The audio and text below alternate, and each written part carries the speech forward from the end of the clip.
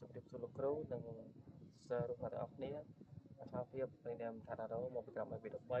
ហើយលោកគ្រូបានដាក់កូដដើម្បីឲ្យសិស្សបញ្យល់អញ្ចឹងហើយកូដដែលគ្រូដាក់ឲ្យនេះវាមានគ្នាវាមានសញ្ញាslash វាមាន slash 2 ដងឬក៏សញ្ញាស្មើឬក៏សញ្ញាដុល្លារចឹងទៅអញ្ចឹងអាត្មាភាពនឹងបញ្យល់អំពីកូដទាំងអស់ហ្នឹងថាវាមានអត្ថន័យយ៉ាងម៉េចវាជាអេកូហ្នឹងធម្មតាវាតែតែមានចឹងហើយវាអាចសញ្ញាដកអីនេះវាសម្រាប់បោះ text ទៅលើចេះហ្នឹងទៅបោះ text ទៅលើហ្នឹងវាដូចជាបោះ fashion ឬក៏អីផ្សេងហ្នឹងទៅហើយសម្លេង column ពួកនេះជាដើមដើម្បីភ្ជាប់គ្នាដើម្បីឲ្យកូនដំណើរការឬក៏រ៉ាន់បានចឹងទៅសម្លេង column ហ្នឹងហើយ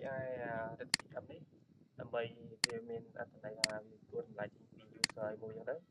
និយាយទៅនេះយើងបែកគ្នាលើ keyboard ចឹងទៅបន្តមកទៀតវាអាចចេញនៅខាងក្នុងនេះហើយនេះRTCM ករណីពេលដែលបោះទៅដល់វាលោតមានពាក្យ HTTP នេះយើងអាចករណីបើហារ៉ាន់នេះវាលុបអញ្ចឹងហើយយើងអាចបោះ comment បែបនេះម្ដងនេះបែប DS បែបនេះវិញយើងរ៉ាប់បែបហ្នឹងវិញកាលណាបោះមកជា HTTP ឬក៏អាចមួយទៀតយើងអាចឆែកលើគូ HD ហ្នឹងអាចឆែកលើគូ HD ហើយមួយទៀតកន្លែងហ្នឹងដែរឧទាហរណ៍មកកន្លែងហ្នឹងវាពិតឬក៏ពិតយើងអាចស្គាល់តនេះបានហើយមួយទៀតកន្លែងហ្នឹងករណីដែលវាអត់ពិតកន្លែងហ្នឹងអត់ពិតគ្នាចូលនេះវាពិតអានេះយើងអាចមកមើលកន្លែងមើលតម្លៃខាងនេះវិញនេះខាងនេះក៏បើករណីកន្លែងអត់ពិត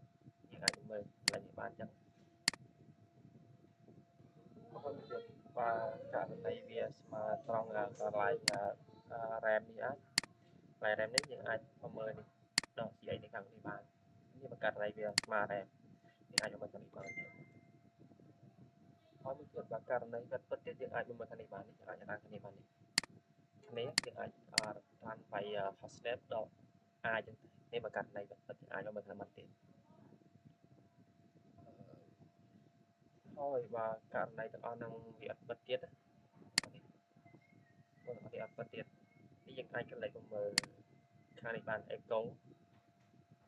មកមើល echo